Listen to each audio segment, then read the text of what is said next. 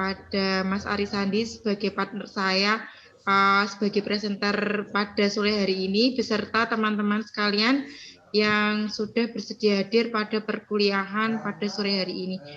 Izinkan saya dan Mas Andi pada sore hari ini untuk menyampaikan hasil dari tugas kami. Mohon izin share screen, Pak, teman-teman.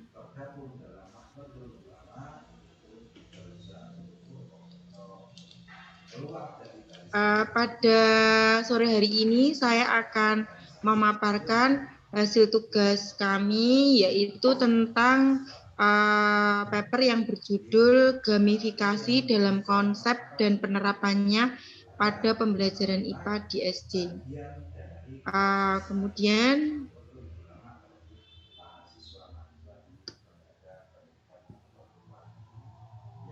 pada poin pendahuluan di sini, media belajar berbasis multimedia dalam pembelajaran untuk saat ini sangat beraneka ragam. Gamifikasi merupakan salah satu contoh konsep media belajar. Tetapi pasca di awal tahun 60-an sampai dengan 72 membuat satu kesepakatan bahwa PMI keluar dari barisan Nahdlatul Ulama secara hierarki keorganisasian, meskipun suaranya hilang. Mbak Ani, monitor Mbak Ani, suaranya hilang. Mbak Ani, kayaknya terpental. Gangguan nih sinyalnya ini. Sinyal Pak. Ditunggu sebentar, malah mental. Hilang toh. Malah mental ini. Wah, ini Mas. Mohon maaf Pak, terpental. Ya. Sinyalnya Pak apa? ini lagi main game. Pak Kibda. Di kongres terakhir kemarin juga untuk BRI kembali lagi. Sampun nggih teman-teman. Sampun, Mbak. Pak Edi, teman-teman, sampun nggih sudah terhubung kembali nggih saya. Suara saya sudah jelas. Sudah, Mbak, sudah. Aman. Nggih, terima kasih. Alangkah baiknya saya ulangi nggih daripada di tengah jalan. Untuk pendahuluan media belajar berbasis multimedia.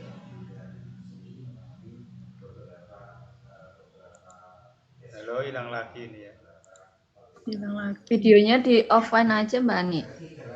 Mbak Ani, videonya di off kan? Gamifikasi akan memuat penjelasan mengenai materi game. Videonya Mbak di off kan kayaknya. Oh biar gitu. Mohon izin off cam ya teman-teman. Melalui multimedia interaktif, siswa akan dipandu oleh komputer untuk melakukan beberapa aktivitas, yaitu menonton, membaca, dan bermain. Materi akan dikemas dengan bahasa yang komunikatif sehingga multimedia interaktif berbasis gamifikasi ini dapat mempermudah siswa dalam belajar. Ini dikutip dari Rokayati et al. 2019. Gamifikasi memberikan perubahan pola belajar pada peserta didik dengan konsep media belajar. Gamifikasi peserta didik akan lebih tertarik dan termotivasi pada pembelajaran karena materi dikemas dalam konsep belajar dan bermain. Hal ini sesuai dengan karakteristik peserta didik sekolah dasar, yaitu dalam tahap belajar dan bermain. Kemudian,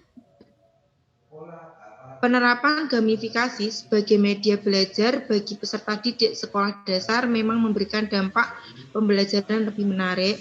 Peserta didik akan lebih aktif karena mereka terlibat langsung dalam penggunaan media. Peserta didik akan lebih kreatif dan kritis dalam keterampilan berpikir karena dengan adanya permainan di dalamnya akan memacu peserta didik untuk mencari tahu.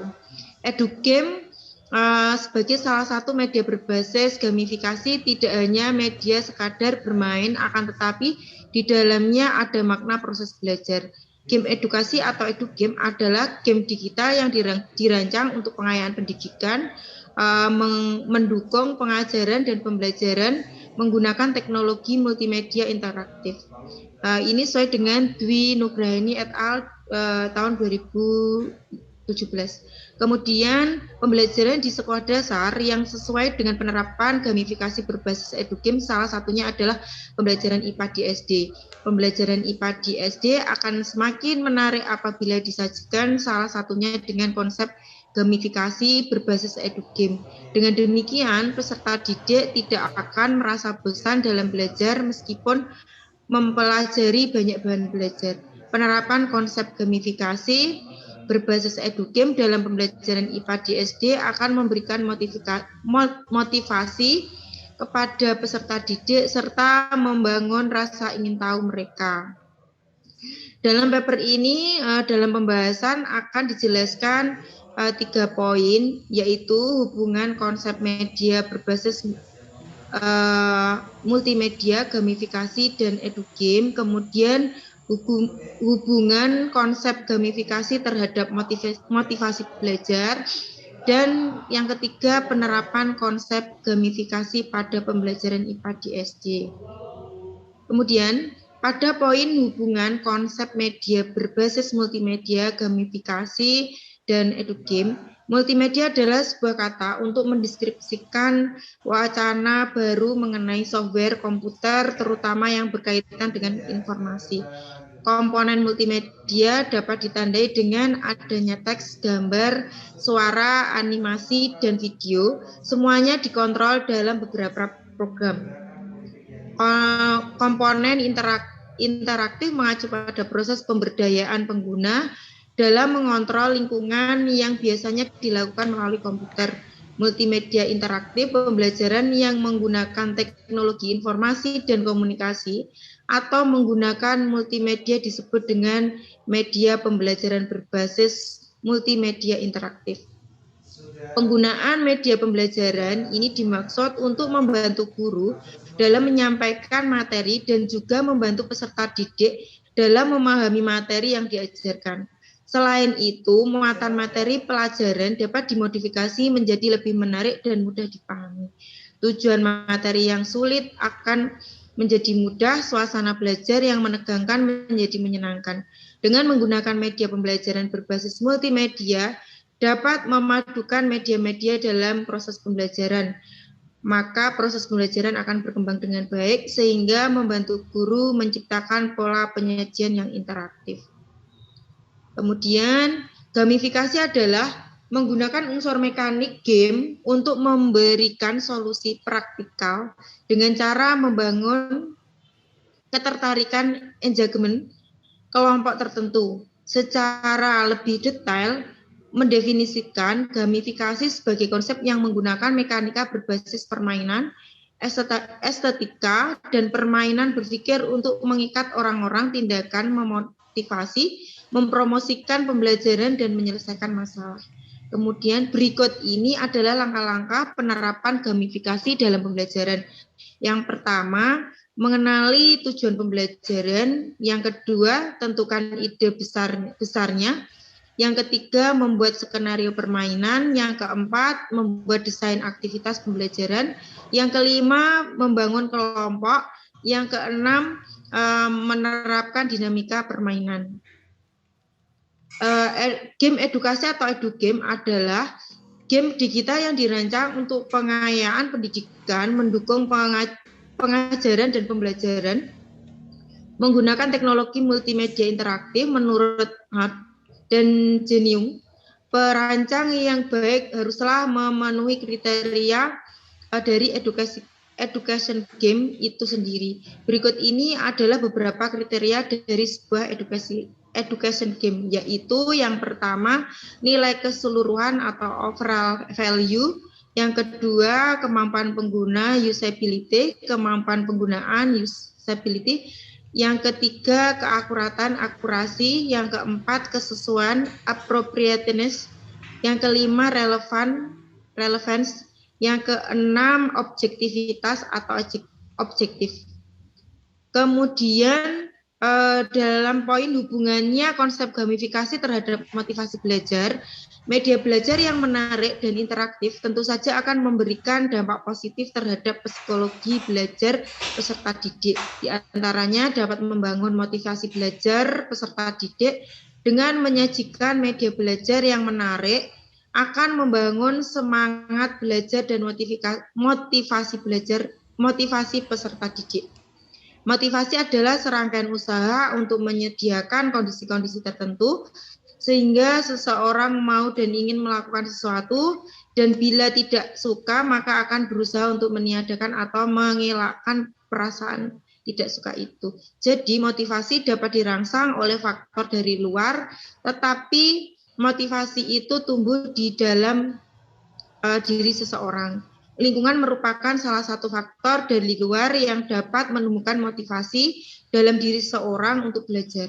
Motivasi belajar dapat timbul karena faktor intrinsik, yaitu hasrat dan keinginan berhasil dan dorongan kebutuhan belajar, harapan akan cita-cita. Sedangkan faktor ekstrinsik adanya penghargaan lingkungan belajar yang kondusif dan kegiatan belajar yang menarik menurut UNO 2016.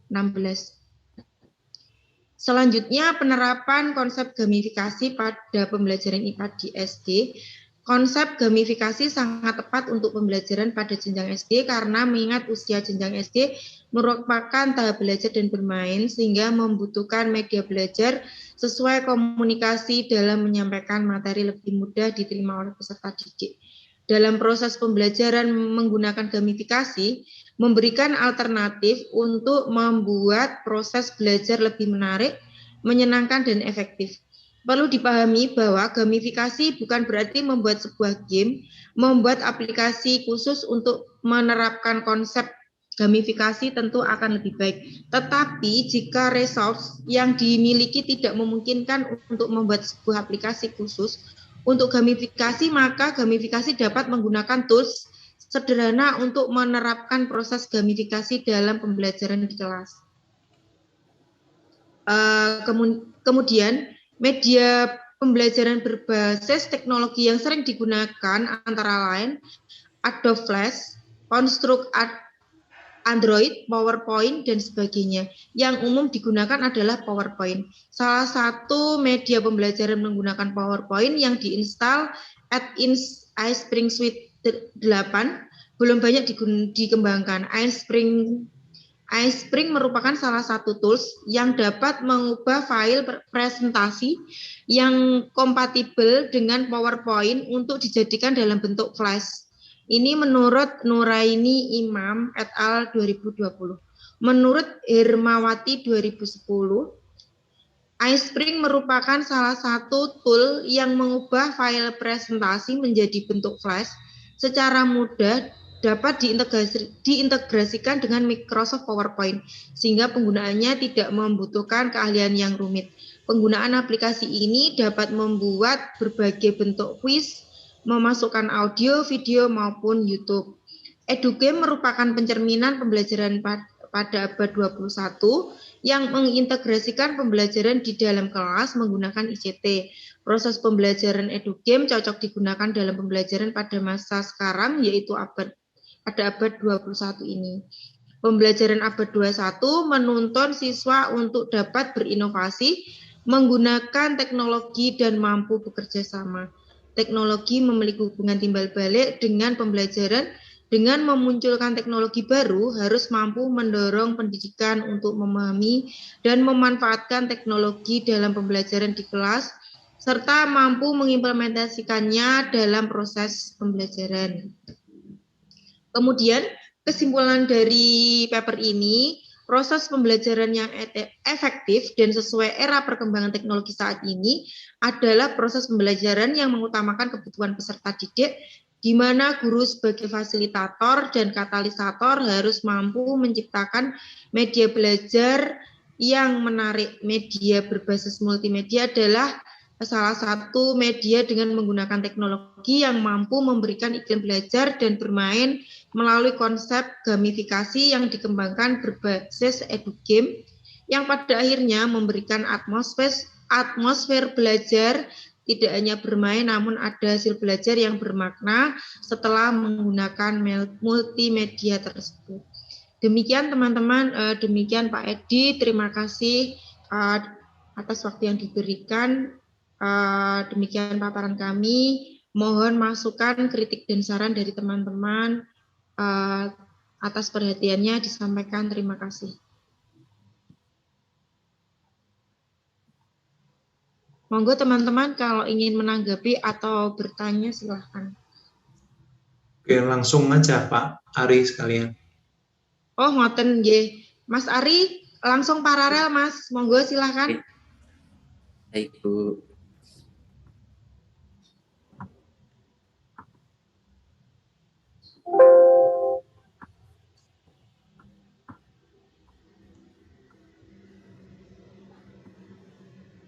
Baik, terima kasih. Assalamualaikum warahmatullahi wabarakatuh. Selamat sore Bapak Edi dan teman-teman yang berbahagia. Terima kasih atas kesempatannya. Di sini saya Ari Susandi akan mempresentasikan dengan judul Kearifan Lokal sebagai upaya meningkatkan nilai karakter dan kesantunan berbahasa di sekolah dasar.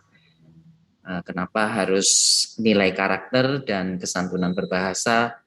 Karena saat ini kecanggihan teknologi yang membuat orang dari tua ke yang muda dan bahkan anak-anak melihat perangkat mereka setiap hari.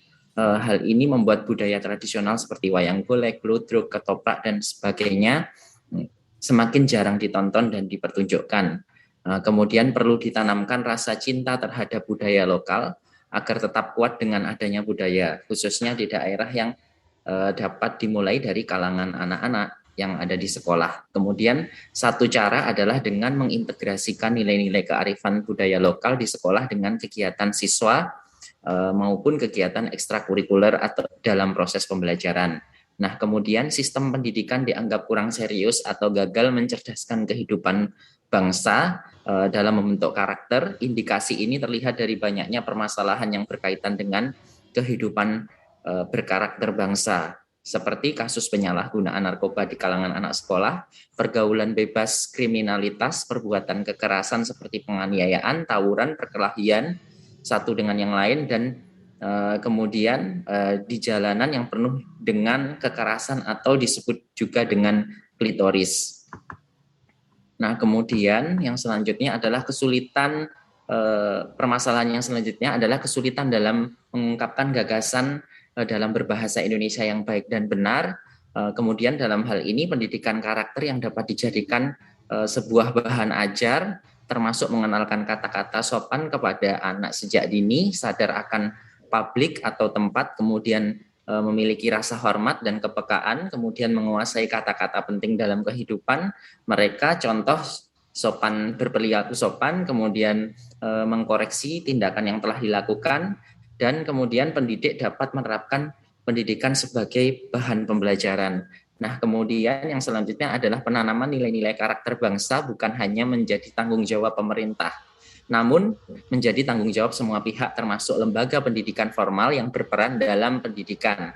Mengingat pentingnya karakter dalam membangun sumber daya manusia yang kuat, maka perlunya pendidikan karakter yang dilakukan di tempat. Di tempat maksudnya bisa di sekolah maupun di masyarakat. Dalam hal ini, lembaga pendidikan khususnya sekolah dipandang sebagai tempat yang strategis untuk membentuk karakter seseorang.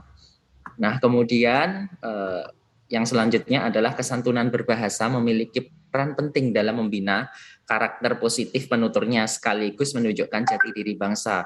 Walaupun hampir mustahil membuat generalisasi kesantunan dalam semua wilayah, alat ukur penentu kesantunan dalam situasi formal baik lisan maupun tertulis serta situasi non-formal yang tidak menjangkau wilayah tersebut dapat dibuat dan diperlukan keberadaannya. Alat ukur ini akan sangat membantu mengatasi bias komunikasi terutama yang timbul akibat perbedaan culture setempat atau lintas sosial penutur. Alat ukur ini akan membantu keberadaan bahasa Indonesia sebagai alat pembina karakter penuturnya.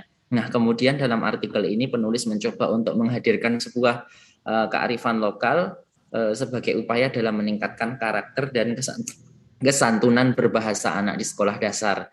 Kemudian bahwa potret cukup jelas kita saat ini nilai-nilai karakter mengalami ancaman dari globalisasi dan kemajuan teknologi yang ada. Namun demikian, kita tentunya tidak dapat menahan masuknya dua hal tersebut. Hal ini yang dapat kita lakukan, yakni melakukan tindakan-tindakan preventif agar dampak negatif dari kedua hal tersebut dapat diminimalkan.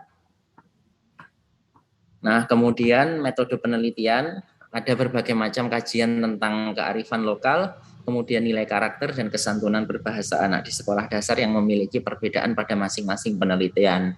Artikel ini menggunakan metode literatur review tradisional.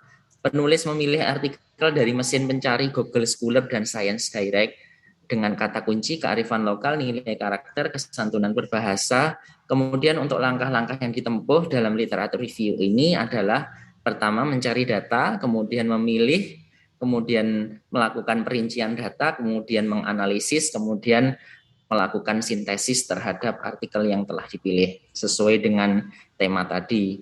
Nah, selanjutnya pembahasan dan hasil, apa sih hubungannya kearifan lokal dengan nilai karakter itu sendiri.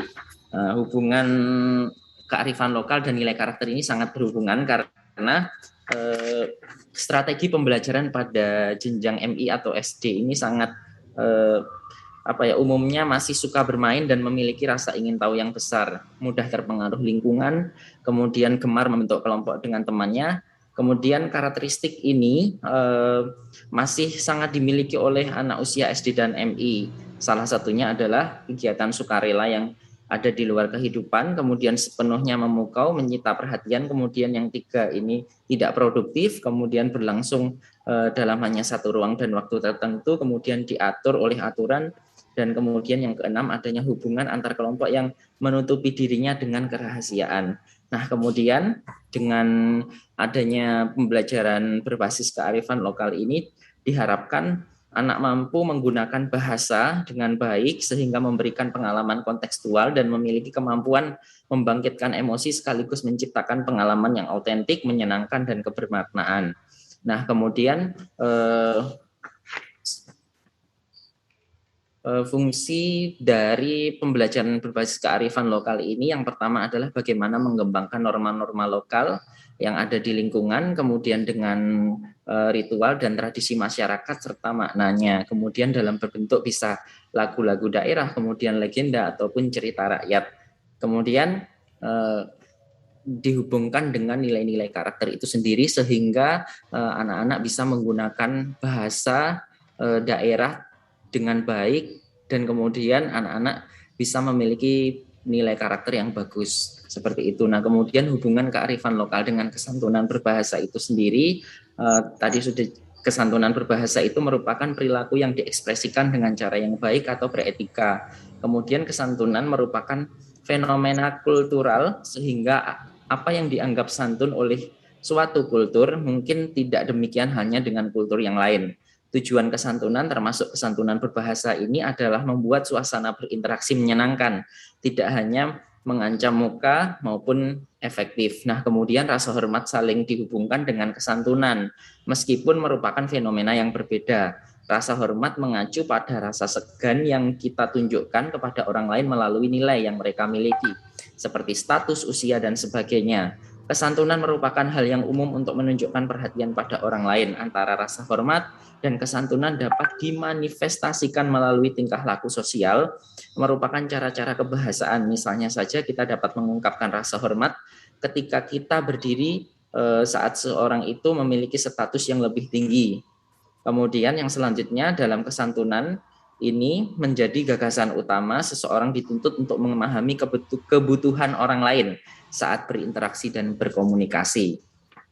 Nah, kemudian dengan adanya pembelajaran berbasis kearifan lokal ini, siswa bisa menerapkan berbagai jenis nilai-nilai pendidikan karakter ini yang nantinya memiliki tujuan untuk membentuk kesantunan berbahasa yang baik.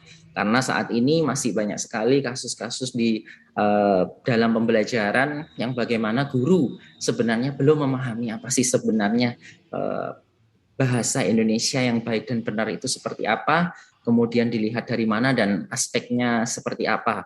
Itu sebenarnya masih banyak beberapa guru yang membingungkan hal tersebut. Nah, kemudian yang selanjutnya adalah penerapan pembelajaran berbasis kearifan lokal untuk meningkatkan nilai karakter dan kesantunan ini. Bagaimana bagaimana pembelajaran berbasis kearifan lokal ini dikemas dengan melalui cerita rakyat, dongeng ataupun yang lain, kemudian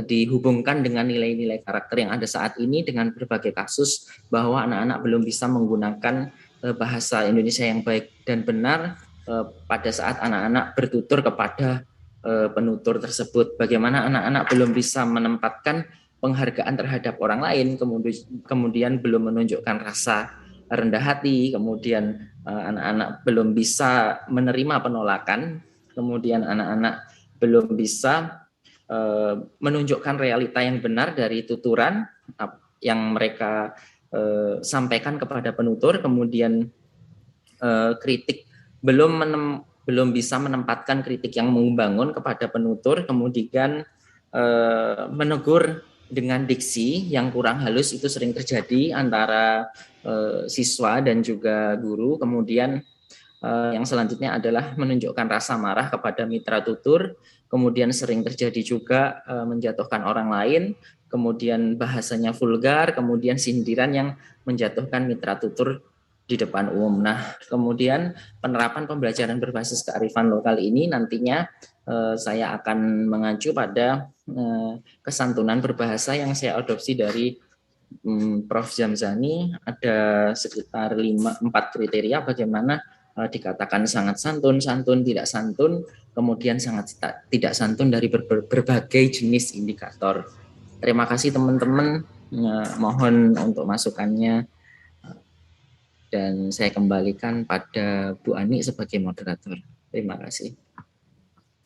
Terima kasih Mas Andi atas paparan yang diberikan. Demikian teman-teman, 2 paper dari tugas kami. Mungkin ada yang mau menambahkan dari kurang lebih hasil tugas kami atau mau bertanya, dipersilahkan.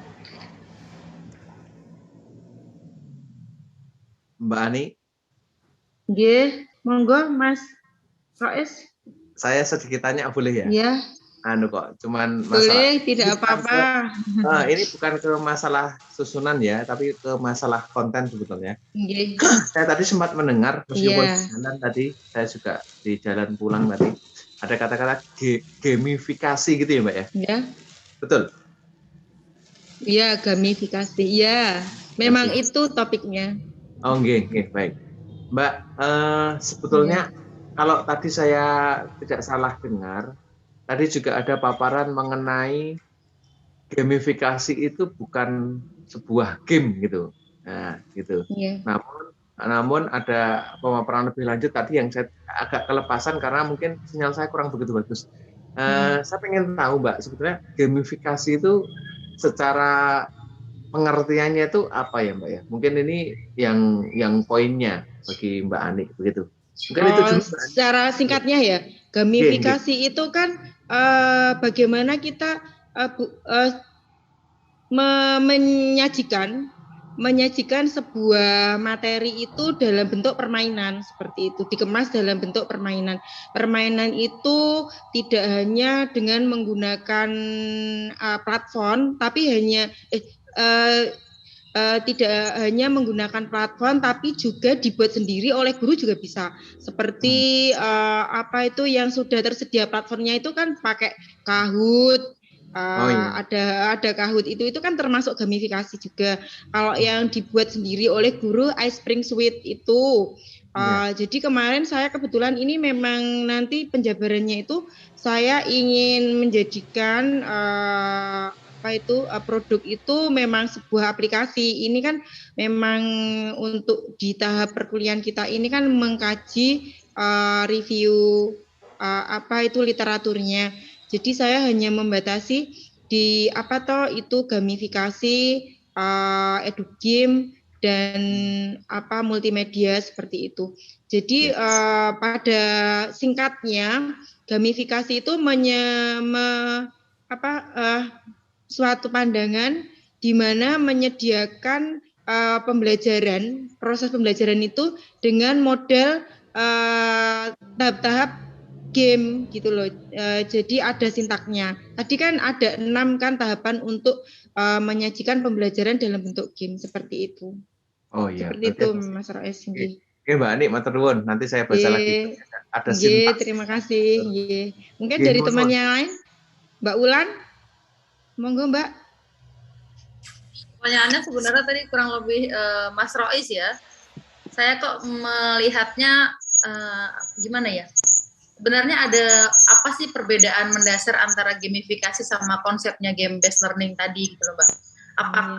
Apakah mereka itu memang terpisah ataukah bisa terintegrasi antara keduanya? Gitu. Ya, terima kasih. Jadi itu tadi ya, gamifikasi dan game based learning ya, itu ada perbedaan dan ada persamaannya. Keduanya itu memiliki persamaan, menyajikan pembelajaran dalam bentuk permainan ya, tapi ada perbedaan di sini. Perbedaan yang menonjol dari gamifikasi dan game based learning itu, kalau game based learning itu tahap-tahapannya itu permainan mendefinisikan tujuan pembelajaran, kemudian kehilangan mungkin atau mungkin tidak inti dari memotivasi orang itu untuk mengambil tindakan dan belajar sebagai hasil akhir. Kadang-kadang hanya bermain game secara intrinsik bermanfaat, biasanya susah dan agak mahal untuk dibangun. Konten biasanya bermetamorfosis atau sesuai dengan cerita dan adegan permainan. Kemudian kalau gamifikasi itu mungkin saja ini kumpulan tugas-tugas atau poin-poin yang disajikan dalam bentuk game ya. Kemudian untuk gamifikasi ini lebih murah yang jelas karena bisa dibuat oleh gurunya. Kemudian bisa diintegrasikan melalui LMS.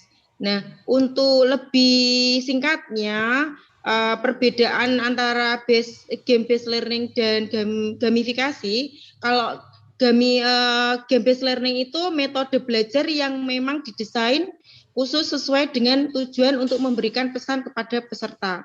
Kalau gamifikasi itu kegiatan memiliki alur atau sistematis game. Gitu Mbak Ul. Mungkin kurang jelas, Mbak. Sampun. Terima kasih. Ada teman-teman yang mau menambahkan, silakan. Atau mungkin ke Mas Sandi, mau yang tanya ke Mas Sandi, silakan teman-teman. Mbak Vera mau menanya ke Mas Sandi? Saya boleh atau tanya ke saya, silakan. Ke Mas Sandi, mau ke Mas Sandi. Silakan. Mau tanya ke Mas Sandi, tadi kan terkait kearifan lokal ya, kesantunan bahasa. Berbahasa. Berbahasa. Nah, tanya tentang isinya, kan nanti itu menjadi penelitiannya Mas Sandi. Nah, di situ saya ingin tanya kearifan lokal seperti apa sih yang ingin dipilih dari berbagai banyak tadi yang sudah dijelaskan 1, 2, 3, dan mungkin luasnya kesantunan berbahasa itu seperti apa Mas Sandi? Terima kasih. Oke Mbak, terima kasih banyak atas pertanyaannya. Saya akan mencoba menjawab, mungkin nanti bisa ditambahkan oleh yang ini konsentrasi bahasa, mungkin Mbak Hesti atau Mas Ibda kalau nggak salah. Nah gini, kalau saya itu berencana kearifan lokal ini saya ambil kearifan lokal yang ada di Jawa Timur. Mungkin saat ini saya memang belum mengambil data untuk kearifan lokal itu sendiri. Nah, tapi yang ingin saya tampilkan adalah kearifan lokal yang ada di Jawa Timur ini dengan dongeng. Jadi ini saya masih memilih kira-kira apa dongeng yang tepat untuk karakter sopan santun dan kesantunan berbahasa itu sendiri. Nah, itu yang karakter yang mana, kemudian dongengnya yang mana yang tepat, ini saya masih saya kaji ulang kembali. Kemudian untuk keluasan penelitian ini saya ingin saya ngambil kearifan lokal di Jawa Timur, kemudian dengan berbagai masalah tadi Mbak Vera yang saat ini tuh kemarin saya berkunjung ke beberapa sekolah, hanya di satu kabupaten sih yang untuk rencana penelitian saya itu masih banyak guru-guru yang memang belum menguasai bahasa itu seperti apa sebenarnya. Dan kemudian tadi sudah saya jelaskan, bisa dilihat di artikel saya ada beberapa indikator nanti yang akan saya saya identifikasi terkait dengan kesantunan berbahasa. Kenapa saya kok memilih kearifan lokal, kemudian memilih nilai karakter, karena dengan anak-anak kesantunan berbahasanya itu bagus, pasti anak-anak juga akan memiliki karakter yang baik begitu. Nah, nanti untuk modelnya itu sendiri itu saya masih akan mengkaji ulang. Sebenarnya sudah ada di pikiran, tapi ya ini masih mungkin butuh masukan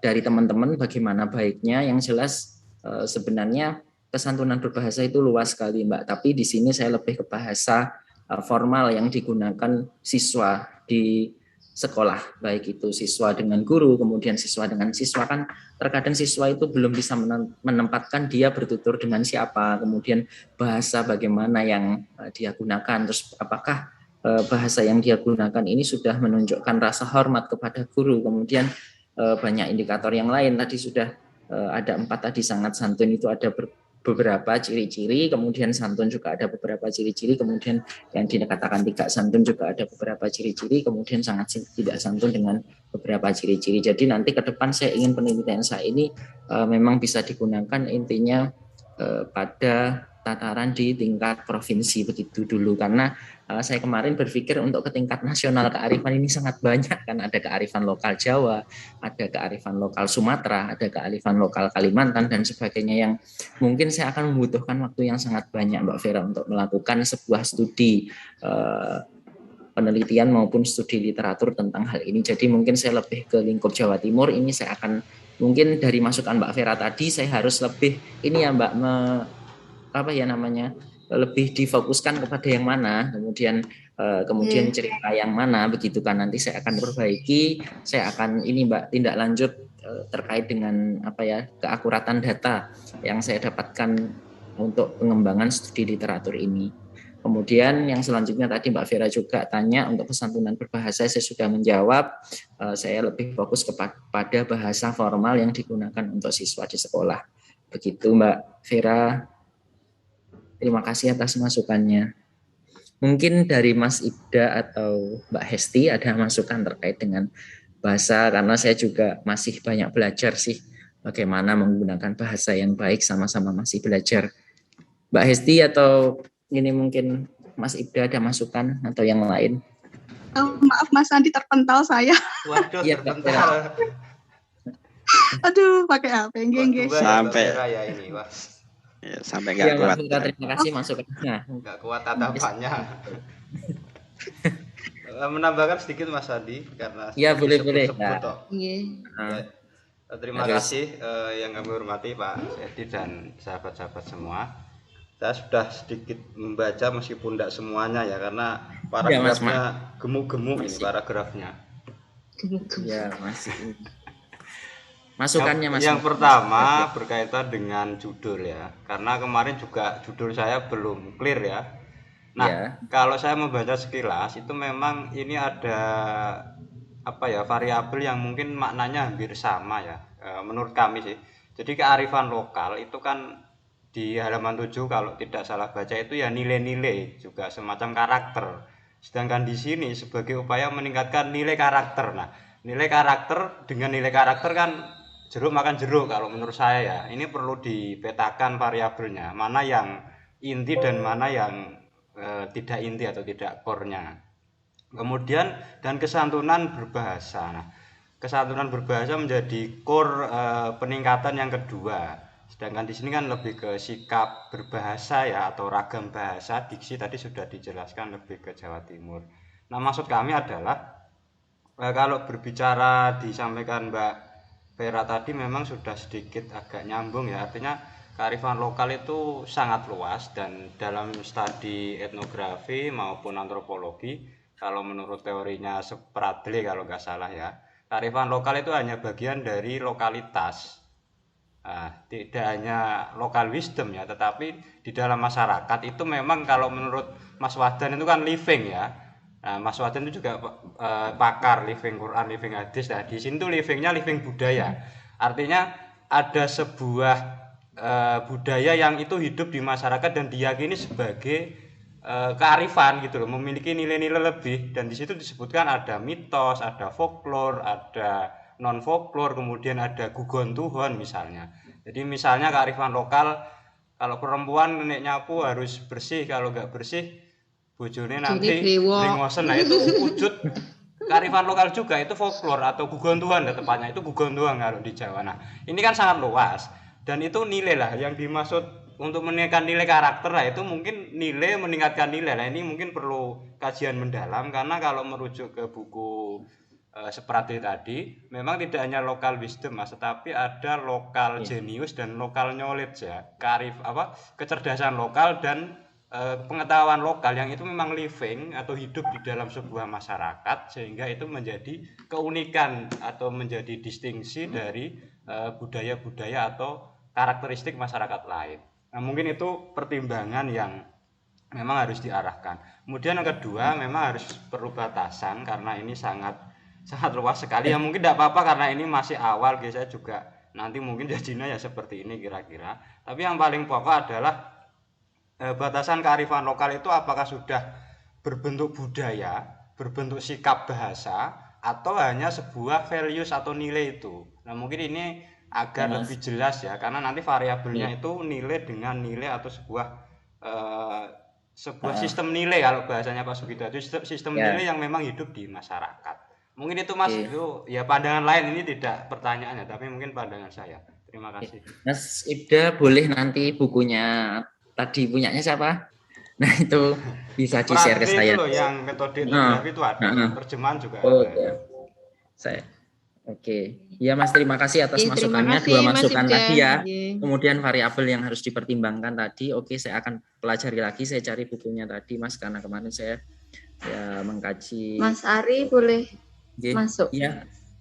Sama ini batasan kearifan lokal. Oke, Mbak Esti boleh sekali. Orang bahasa Indonesia juga sangat butuh masukan saya. Iya. Ini saya mau sedikit Mas. Masih di judul juga, nanti kan juga akan berimbas kepada apa yang akan dibahas sama Mas Sandi ke bawahnya. Nah, kalau saya memandang kesantunan berbahasa itu adalah sebuah himpunan bagian, kalau menurut saya, himpunan bagian dari nilai karakter. Jadi ini Mas Sandi sebenarnya mau fokus kemana? Kalau saya sih lebih baik salah satu saja gitu. Jadi variabelnya satu saja, mau yang untuk meningkatkan kesantunan berbahasa itu mungkin lebih bagus, dan nanti untuk pemilihan kearifan lokalnya juga Mas Sandi nggak bingung gitu. Jadi kearifan lokal yang dipilih untuk sebagai subjek penelitiannya Mas Sandi itu nanti memang yang khusus untuk kesantunan berbahasa, itu kalau menurut saya. Jadi nanti jenengan nggak bias gitu, itu gitu Mas Sandi. Terus untuk yang lain ini mungkin untuk Mas Sandi dan Mbak Ani, karena itu jurnal yang mau kita tuju itu adalah jurnal Scopus, meskipun kearifan lokal mungkin kalau untuk yang Mas Sandi, ini dua-duanya ding. Referensinya mungkin bisa dicari yang internasional. Memperbanyak internasional ya. Iya. Meskipun tentang kearifan lokal, tapi kan tadi Mas Hamidullah juga sudah menyebutkan ada folklore, ada mit. Nah, mungkin ada artikel yang pernah membahas tentang hubungan mitos dengan karakter atau apa. Nah, itu kan mungkin saja ada yang internasional gitu, yang sudah diteliti oleh orang luar negeri ya, mungkin juga diterbitkan di Scopus juga. Nah, terus untuk yang berikutnya itu research gap-nya saya belum bisa menemukan baik di artikelnya Mas Andi dan Mbak Ani. begitu. Matur nuwun Mas Ari, Mas Andi, Mbak Ani, Mas Ari. Nggih, matur nuwun. Terima kasih, Mbak. Nggih. Terima kasih Mbak Es, kami perbaiki. Ya, terima kasih. Ini sepertinya artikel saya ini yang belum direview sama senior. Saya pilih Pak Wahdan dong untuk direview. Lah ini hubungannya sama publikasi kan pakarnya Pak Wahdan. Mungkin Pak untuk ke Scopus itu sepertinya artikel saya masih banyak kurangnya. Bolehlah direview apanya gitu. Itu masih banyak kurangnya. Monggo. Aduh, Bu Ani, terima kasih. Kalau targetnya publikasi ya. Iya. Mungkin saya masuk dari fokus dari apa yang Bu Ani tulis, gamifikasi dalam konsep dan penerapannya. Nah, ini kan fokusnya pada bagaimana konsep gamifikasi satu. Maka itu pada bagian pembahasan harusnya ada. Nah, yang kedua bagaimana penerapannya. Nah, itu harus ada. Jadi dari berbagai literatur yang sudah ditemukan, misalnya penerapan gamifikasi itu mungkin ada tipe 1, tipe 2, tipe 3 ya. Syukur-syukur bisa digambarkan dengan chart gitu. Nah, nanti kemudian misalnya Bu Ani mau memodifikasi atau apa, ya itu kan lebih mudah daripada artikel ini hanya keterangan begitu ya, yang jalar gitu, sehingga gambaran dari fokus apa yang hendak disampaikan dari tulisan ini itu bisa lebih enak gitu. Terima kasih Pak. Iya. Ini dari Bu Ani ya. Kemudian mungkin metodologinya bisa metodologinya mungkin dilengkapi. Untuk Mas Sandi mungkin ya tadi sudah disampaikan ya fokus ya Mas, ya mungkin lebih mengangkat kesantunan berbahasanya memang lebih menarik sepertinya. Apalagi tadi sudah ditentukan ini bahasa formal. Nah, itu bahasa formal diangkat kemudian pada wilayah kesantunan berbahasa ya. Itu lebih bagus. Yang kedua yang belum disampaikan teman-teman tadi mungkin Mas Andi perlu membaca ulang ya, terutama pada pendahuluan ini. Ada missing link dari setiap paragraf. Ya. Jadi setiap paragraf itu seperti berdiri sendiri-sendiri gitu ya. Bahkan ada satu paragraf yang isinya loncat ya. Misalnya paragraf 4 ini setelah Mas Andi berbicara tentang alat ukur ya. Belum ada alat ukur yang pasti tentang bagaimana kesantunan bahasa yang bagus itu, karakter yang bagus itu ya. Kemudian setelah titik langsung dilanjut dewasa ini tidak sedikit orang yang menggunakan bahasa. Nah, ini kan tidak ada dialog ya antara paragraf 1 dengan paragraf yang lain. Nah, ini hal-hal yang sebetulnya urgent untuk sebuah artikel karena itulah isi inti dari artikel itu. Ya kira-kira ya itu dululah masukan ya. Terima kasih. Terima kasih Pak Wahdan. Ini masih ada waktu. Mohon maaf Pak Edi, ini kan sudah menunjukkan masih ada waktu sekitar 10 menit, 15 menit ya. Ini masih kami lanjutkan untuk berdiskusi atau kembali ke Pak Edi, Pak? Dilanjutkan saja. Biar ada masukan yang lebih mantap dari teman-teman. Saya memilih Bu Kasni karena Bu Kasni kan ini hubungannya dengan praktek gamifikasi nanti ke siswa SD karena Bu Kasni kan yang lebih lama menjadi guru SD gitu ya, praktisi.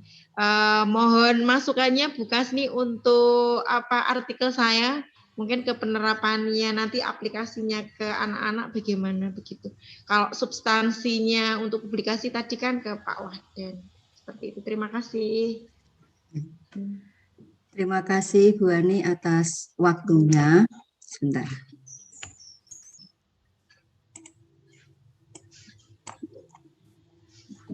Ya, terima kasih Bu Ani atas waktunya. Setelah tadi saya membaca artikel panjenengan, untuk game ini memang bagus ya. Nanti akan yang saya khawatirkan adalah untuk penerapannya, karena akan meningkatkan kecanduan pada siswa. Nah, ketika kecanduan itu kan rasa senang ya, menimbulkan meningkatkan rasa senang, terus motivasi belajar lah. Ketika game itu nanti dihilangkan, apakah motivasi itu tetap muncul apa enggak gitu, karena akan menimbulkan kecanduan itu. Dan yang kedua, apakah dengan game itu mampu menanamkan sebuah konsep kepada siswa begitu, karena bentuk permainan itu kan hanya untuk mengasah agar ini agak terampil begitu kan, meningkatkan pemahaman, tetapi untuk penanaman konsepnya kan kelihatannya kurang. Nah, bagaimana game ini bisa didesain, menerapkan sekaligus juga bisa mengembangkan konsep yang sudah diterima oleh anak. Bisa enggak misalnya itu dibuat seperti itu. Kalau hanya sekedar permainan anak seneng, tetapi dampak positifnya terhadap peningkatan pengetahuan itu kurang. Nah, itu yang kita khawatirkan seperti itu. Seperti kuisis gitu ya. Kuisis sekarang kan digital literasi itu yo seneng tok itu loh. Kita bisa mengambil soal-soal dari manapun, import bisa. Tetapi ketika konsep itu belum benar-benar tertanam pada diri anak, mereka kan tidak bisa hanya sekedar bermain saja. Itu yang saya khawatirkan selama ini. Oke, kita maju. Istilahnya kita modern, tetapi saya tuh justru ingin anak itu konsepnya tertanam dulu dengan kuat. Itu hanya untuk permainan itu hanya sekedar melatih saja begitu. Nah, saya ingin jenengan punya aplikasi, tetapi fokusnya pada konsep dulu agar kuat begitu. Seperti itu Bu Ani. Bisa enggak itu nanti didesain seperti itu begitu. Terima kasih Bu Kasri. Ini memberi masukan dan memberi bagaimana solusi gitu ya Bu ya. Jadi memang gamifikasi ini nanti kan saya orientasinya itu memang ke produknya itu aplikasi. Ini saya pakai Smart App Creator, kalau enggak gitu Spring Suite. Jadi di situ itu anak-anak itu sudah disediakan materinya. Jadi kebetulan saya ini yang sudah saya terapkan ke anak-anak itu matematika ya. Ini kan saya membicarakan bagaimana nanti diterapkan di IPA. Di IPA ini memang saya sudah merancang materinya, hanya saja belum saya uji cobakan. Yang sudah saya uji cobakan itu matematika, dan saya sudah punya aplikasinya. Nanti teman-teman atau Bu Kasni kalau ingin mencoba boleh. Jadi ini yang sudah saya kembangkan, saya sudah ada produk itu iSpring Suite. iSpring Suite itu bentuknya dari APPT, kemudian diekstrak menjadi APK. Jadi nanti bentuknya bisa diinstal di Android dan bisa diakses secara offline. Nah, di dalam aplikasi itu, PPT itu sudah ada materi, Bu.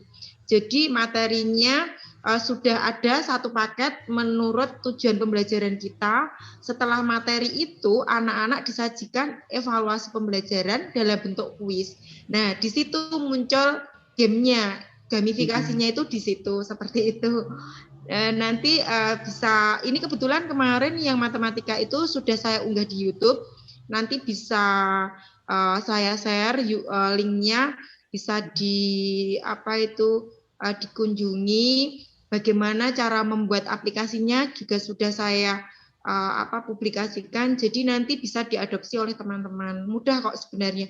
Hanya saja belum terbiasa seperti itu. Insya Allah. Nah, karena untuk gamifikasi kan tadi ada yang langsung pakai platform, ada yang membuat aplikasi. Jadi yang dimaksud Bu Kasni itu mungkin pakai platform seperti Kahoot, seperti Quizizz itu kan. Kalau ini kalau kita membuat aplikasi sendiri pakai iSpring Suite atau Smart App Creator, itu kita bisa merancang materinya di-include dimasukkan sekalian gitu. Jadi di situ sudah ada materi, anak-anak bisa membaca materinya menurut tujuan pembelajaran yang dikehendaki guru. Kemudian setelah itu ada bentuk evaluasi dalam bentuk kuis seperti itu. Mengaten Bu. Insya Allah anak-anak untuk kecanduan tidaklah ini kan kita nanti untuk penerapannya kan kita bervariasi, tidak game terus kan tidak. Jadi seperti tadi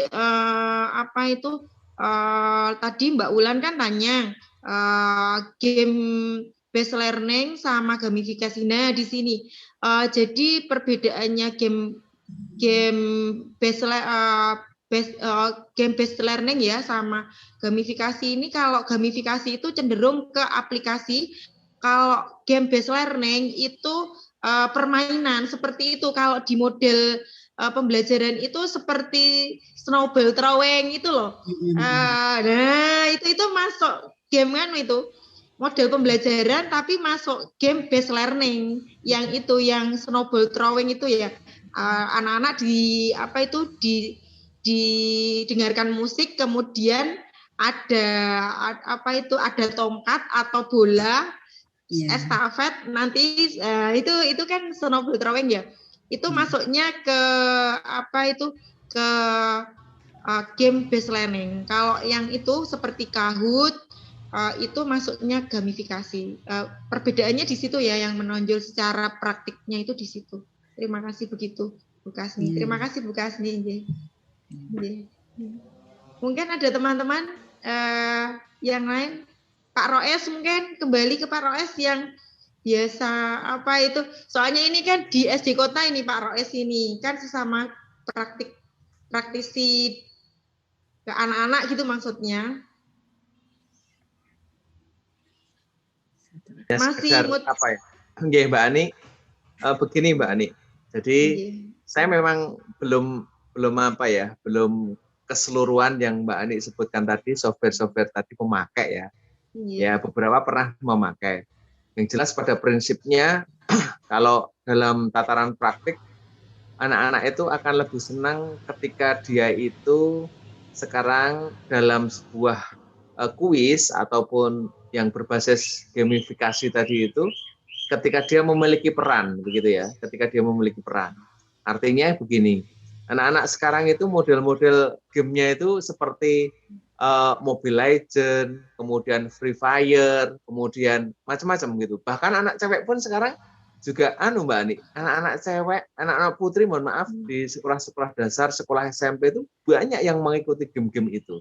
Artinya memang tidak harus game ya tadi yang disampaikan Mbak Ani, namun nanti alangkah baiknya ketika mereka itu memang semacam semacam punya peran begitu. Contohnya dalam game ataupun permainan Free Fire itu kan si pemain itu punya peran begitu ya, punya peran, kemudian dia punya nickname, punya nama begitu, sehingga anak tersebut memang benar-benar merasa masuk ke dunianya.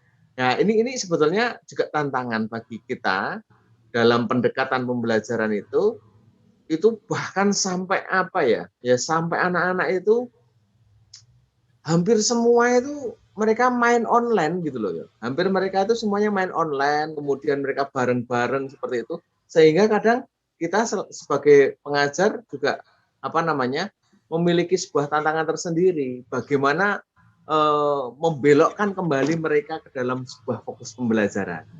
Nah, saya yakin tadi dengan media-media yang gamifikasi, yang kuis interaktif dan banyak melibatkan siswa terlibat di dalam gamifikasi itu tadi atau dalam kuis-kuis tadi, saya kira itu akan lebih akan mendapat tujuannya gitu, tujuan dari pembelajarannya. Dan saya yakin kalau sebetulnya masalah kecanduan dan tidak, sebetulnya nanti kan dalam model pembelajaran atau media yang kita gunakan di dalam praktek pembelajaran di kelas pun juga berganti-ganti ya. Saya kira tergantung bagaimana guru dalam mensikapinya, begitu. Nah kemudian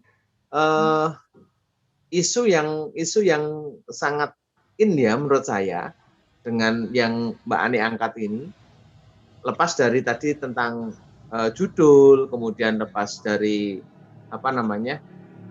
struktur kata dan sebagainya tadi. Kalau saya tidak begitu belum begitu ahli dalam yang disampaikan seperti Mbak Esti, Mas Ibda, Mas Wahdan tadi. Kalau saya isu yang Mbak Ani angkat ini termasuk ya populer begitu loh di kalangan pendidikan dasar begitu. Sehingga memang masukan-masukan tadi yang disampaikan oleh teman-teman saya kira cukup membangun, dan mudah-mudahan nanti Mbak Ani bisa melanjutkan masukan-masukan itu tadi menjadi sebuah unsur yang membangun terhadap yang dengan tulis nanti. Itu Mbak Ani mungkin tambahan dari saya. Tambahan sedikit Mbak Ani. Semuanya. Monggo bukas nih, terima kasih. Monggo. Saya jadi punya ide ini Mbak Ani, dari keterangannya jadi punya ide. Itu kalau diterapkan, digabungkan dengan model TGT, ketoknya cocok banget itu. Jadi kita di kelas kita pakai TGT, ya toh? Tim game turnamen ya. Kita pakai tim game turnamen, terus selingannya pakai itu, ketoknya cocok banget. Kalau itu bisa dibuat harus offline ya. Misalnya kalau online kan offline banyak kendala ya. Nah, kalau itu bisa offline, kemudian digabung dengan model TGT, ketoknya cocok banget itu. Ya. Terima kasih. Insya Allah nanti kami kolaborasikan Bu. Mungkin ini kok saya terus ya. Mungkin Mas Andi ada yang tanya ke Mas Andi. Pak Al mungkin mau tanya ke Mas Andi atau saya. Jadi biar topiknya Mas Andi tidak tenggelam gitu. Sebenarnya pendidikan, kalau bagi saya sih pendidikan karakter kalau dihubungkan dengan gamifikasi kan juga itu mat ya. Nah, gitu. Mungkin Mas Andi mau menanggapi juga boleh loh. Hubungannya dengan pendidikan karakter dengan penerapannya gamifikasi itu gimana? Apakah nanti bisa karakter anak-anak itu justru luntur atau bagaimana? Soalnya kan Mas Andi baru mempelajari tentang pendidikan karakter. Gimana Mas ini, Mas? Ya tergantung ini Bu, kebutuhan kebutuhan dari peserta didik tersebut.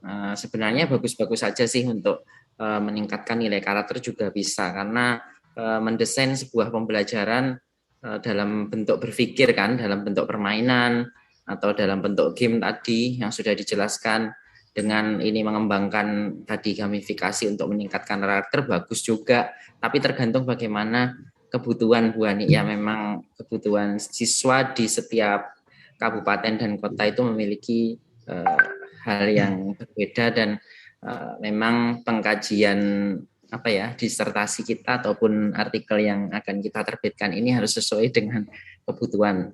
Kalau saya disuruh untuk berkomentar, ya itu saja yang bisa saya komentar, karena saya belum mempelajari lebih jauh tentang belajar pendidikan karakter dan juga gamifikasi ini. Yang saya tahu hanya sedikit itu. Nah, kemudian tadi sudah ada masukan dari Pak Wahdan, kemudian Mas Ibda selaku orang bahasa Indonesia, kemudian sama Mbak Hesti juga. Akan saya perbaiki. Nanti perbaikannya akan saya diskusikan dengan Mbak Hesti dan Mas Ibda dan Pak Wahdan dan teman-teman yang lain, khususnya yang fokus pada bahasa Indonesia. Yang jelas nanti itu Bu Ani kan sama-sama bahasa Indonesia, tujuannya sama, ingin kalau bisa publish di Scopus, jadi ya harus kerja dengan individu dan tim begitu. Terima kasih teman-teman atas masukannya, sangat bermanfaat. Tadi Mas Rois juga sudah berkomentar melalui via chat.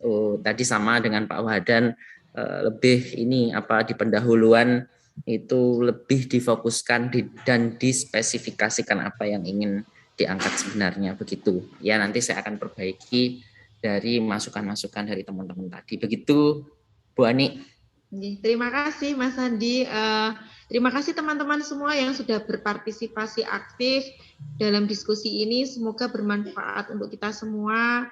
Terima kasih untuk Pak Wahdan, Mas Roes, Mbak Hesti, Mbak Ulan, Mas Ibda, Bu Kasmi, dan teman-teman semua yang sudah berkenan memberikan support untuk diskusi pada kesempatan kali ini. Mungkin karena ini keterbatasan waktu dan waktunya sudah mendekati berakhir, alangkah baiknya kita kembalikan ke Bapak Kos Edi sebagai dosen pengampu untuk memberikan penguatan. Monggo Pak, terima kasih. Terima kasih. Diskusi yang menarik ya. Saya punya pemikiran begini ya. Kemarin sudah saya katakan bahwa orang melakukan penelitian itu ada 3 tujuannya sebenarnya. Kemarin sudah saya katakan ya. Yang pertama kan penemuan gitu ya. Penemuan dalam arti ini hal yang benar-benar baru gitu ya. Lalu pembuktian aja, sekedar membuktikan karena kita ragu-ragu terhadap suatu informasi. Lalu yang ketiga itu pengembangan, ya pengembangan ini ya. Jadi perluasan dari pengetahuan yang ada gitu ya.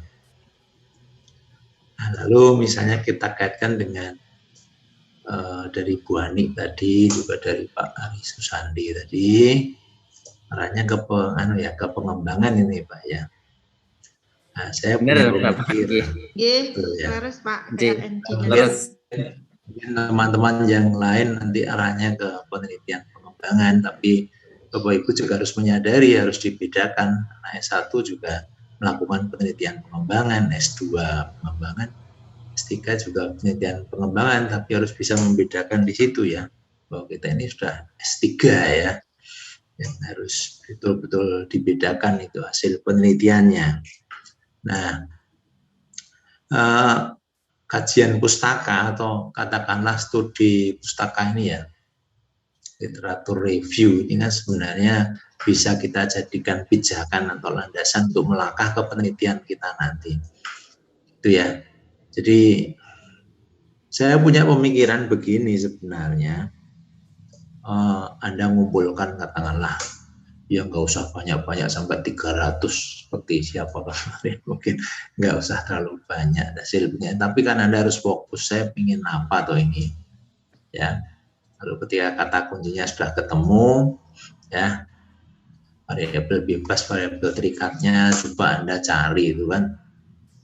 Nah, sudah ketemu, harapannya saya begini, oh saya punya dari hasil ini kok ada model ini yang lebih pas ya, atau media ini lebih pas. Nah, terus kita kaitkan dengan permasalahan yang mungkin muncul di lapangan, luas sekali nih, bisa kita kaitkan dengan masalah kognitif atau bisa afektifnya untuk meningkatkan kognitif, atau bisa juga afektifnya, karakternya yang pengen dibangun misalnya. Nah, kita mencari itu dari berbagai macam hasil-hasil penelitian sebelumnya, lalu kita cari. Nah, di situ kita dialogkan antara penelitian satu, penelitian lain, sehingga kita bicara tentang modelnya, ya, atau media apa, gitu ya.